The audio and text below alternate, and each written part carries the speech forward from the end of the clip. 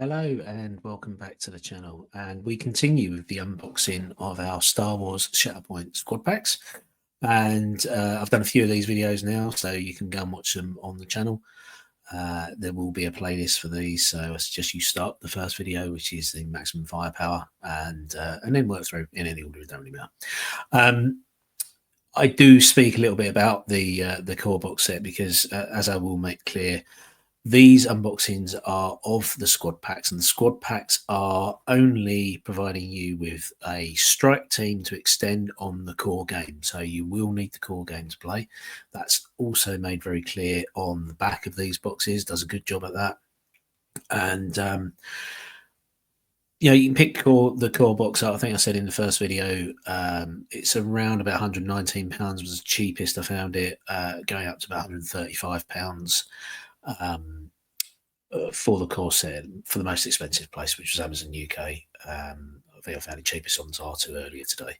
But by all means, go ahead and do a Google if you are interested in playing this game and picking up the core set. I will say I own Marvel Crisis Protocol. I really enjoy playing Marvel Crisis Protocol. It's a similar, miniature skirmish game to that, obviously set in the Marvel universe. And Atomic Mass Games have done a very good job at balancing the mechanic of that game. It is very enjoyable. It runs to about an hour, 90 minutes play time for 2 players. So I'm sure Shatterpoint is going to be very similar. I would recommend, if you do have a local gaming store near you, and if they do have Shatterpoint in stock, you could ask them to run a demo game. Which I'm sure they will do for you. And if you do want to do that before picking up the core box, I do recommend that. That's a way of finding out whether you're going to be interested in the game or not. That's certainly what I did for Marvel Crisis Protocol, and I don't regret it. It's a great game. I had a great time playing the demo, and I've had a great time playing it once I bought into the core set and the expansions. I'm looking forward to playing Shatterpoint. I've not played it yet. And as I say, this is an unboxing for one of the squad packs, which gives us another set of, gives us another iconic hero and set of squad mates to extend upon the core point of the game, which is to recreate these iconic battles in the Star Wars universe. This pack contains what I'm looking forward to painting is Cad Bane. From this pack from the Mandalorian TV series, of course, the iconic bounty hunter. Great pose. I'll put that a bit closer to the camera and see if I can get that into focus. There we go. So great action pose, great attitude there with the tipping of the hat. I'm looking forward to assembling that, seeing how much detail there is on that jacket and the trousers. And yeah, I probably won't paint that one live on the brush off coming later on this month, because we are batch painting the squads. So I certainly won't be able to do that in 2 hours with this particular pack, but I will be painting them, will be assembling them. And if I can, I will do that on camera. If not, the pictures will go up on Instagram. Now, these squad packs, the RRP on them is $49.99. That's pounds, not dollars. I'm in the UK, so I'll say the price in pounds. And I did have a Google earlier today to see where I could pick these up from and what the cost might be. Now, I did only check out the 3 biggest suppliers that we've got in the UK, which is Zara2, Amazon UK, and Magic Madhouse. So at Zara2, I did manage to find this box for less than £30, $29.89. I guess stocks are limited, and there is maybe a sale on at the moment, so which is why it's so cheap. But if you are looking for Cad Bane and the Bounty Hunters to play in your Shatterpoint game, then currently it's less than 30 quid. Amazon UK was $46.93, and Magic Madhouse was $38.60. So certainly can pick it up much cheaper than the recommended retail price. The box, much like the others, very sturdy, has the painted examples on the back, which I really like. Much better than the 3D renders, so I can use that as a reference when I'm painting them, particularly for the brush off episode, which is good. I don't have to have any other Googled images up on the screen when I'm painting them. I've got the box right next to me that I can refer to.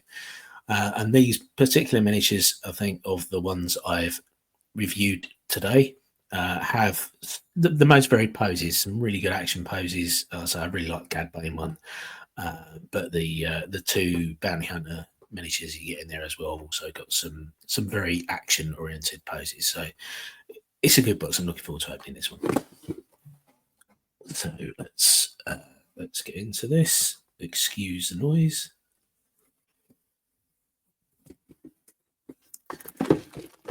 So as I said in the early videos, these are self-assembly. Again, it makes it completely clear on the back of the box.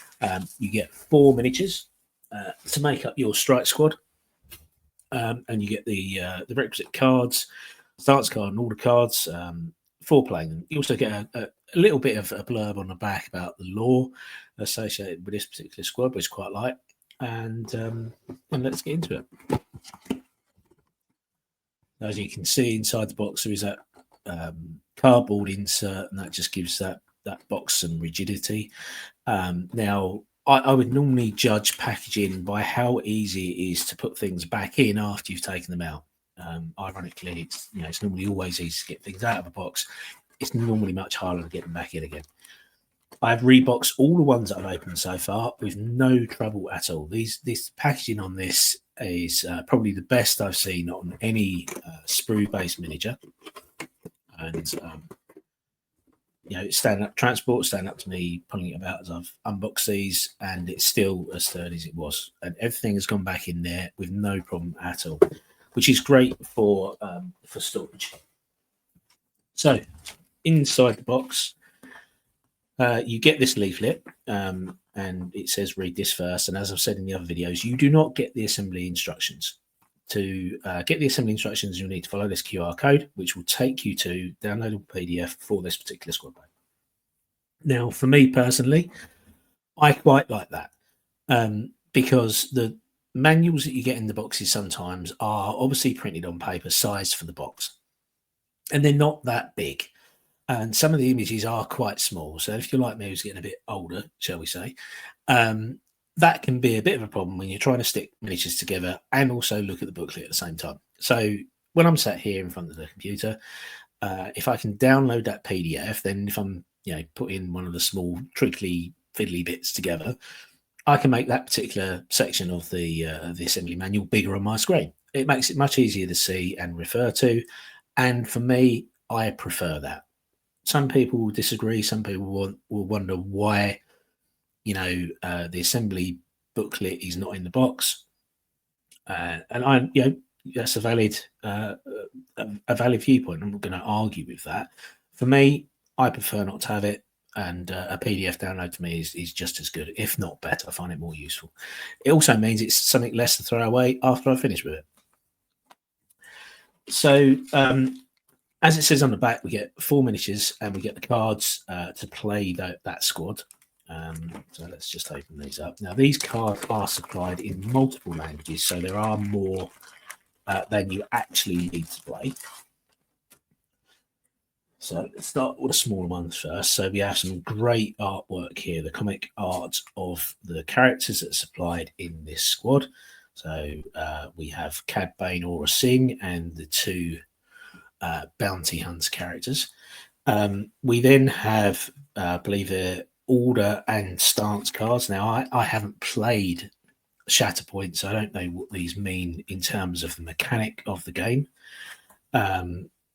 Not saying we've got some duplicates here as well of the artwork, the Shatterpoint cards, which is great. And we have obviously the alternate language copies as well. So we don't need all of these cards.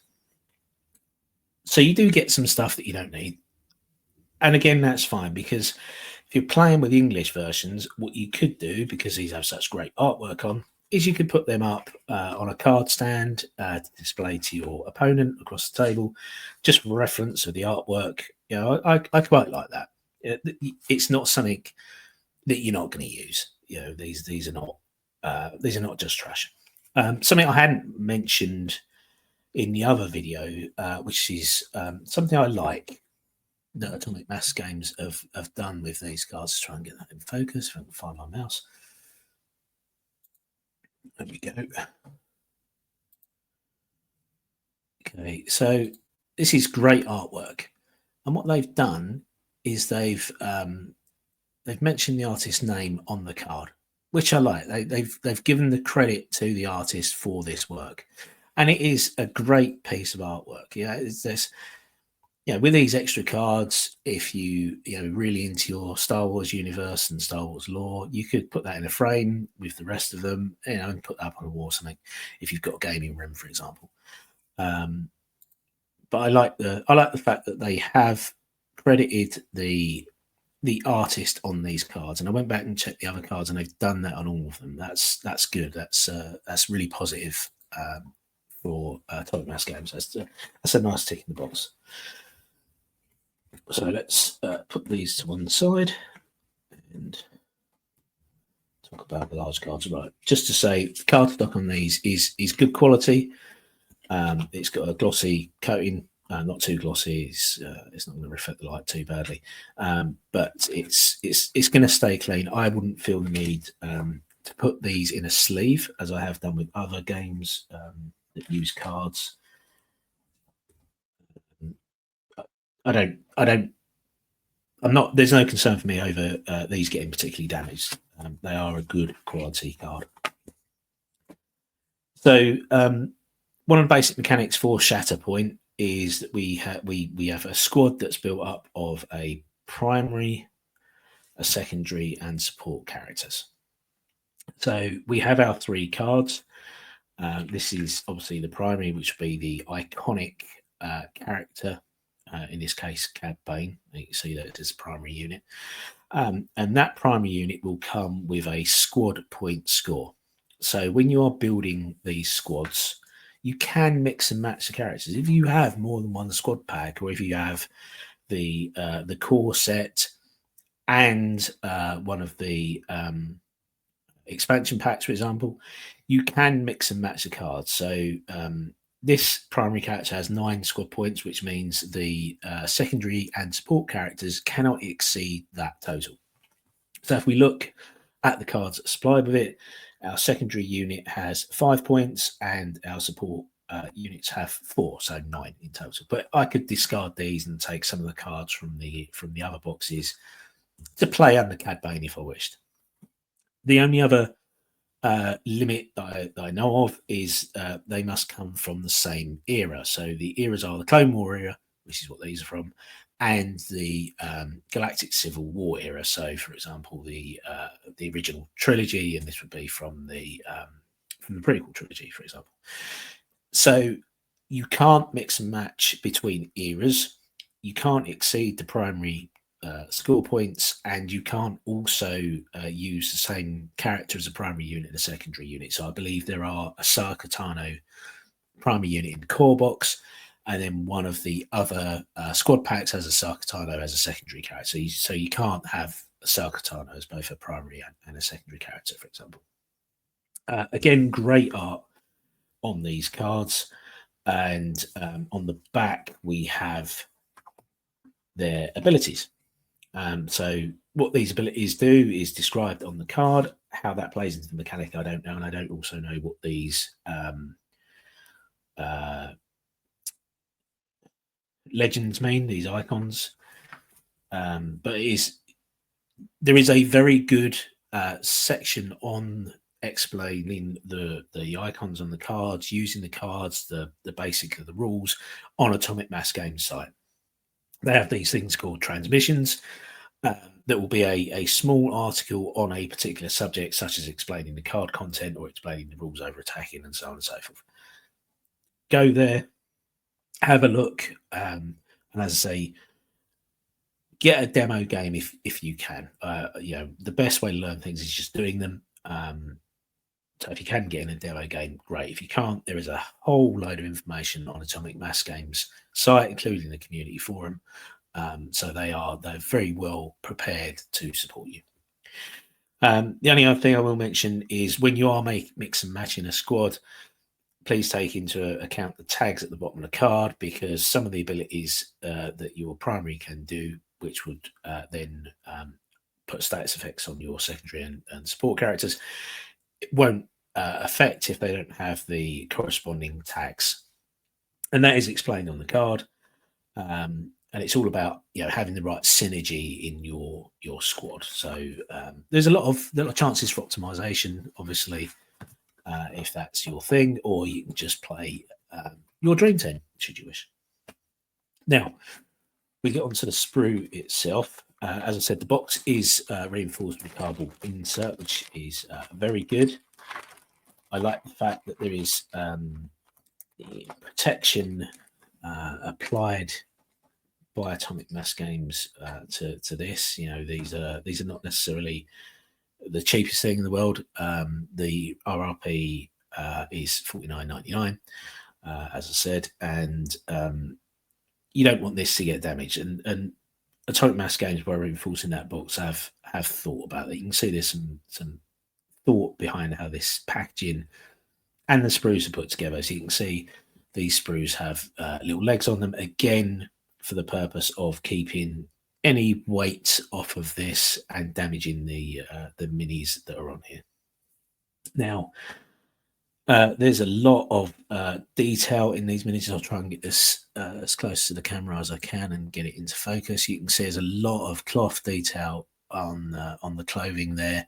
You can see the rocket boots on Cad Bane's legs. You can see the detail on the long rifle and the torso, and it's particularly the flying cloak there as well. Yeah, there are some small pieces, and I have not assembled any of this Shatterpoint stuff yet.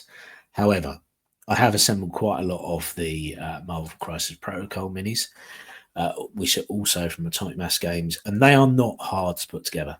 And I am by no means an expert builder at sprue minis. I would describe myself as a beginner, but all of the requisite parts have recesses and extension pieces where required to make sure this goes together easy.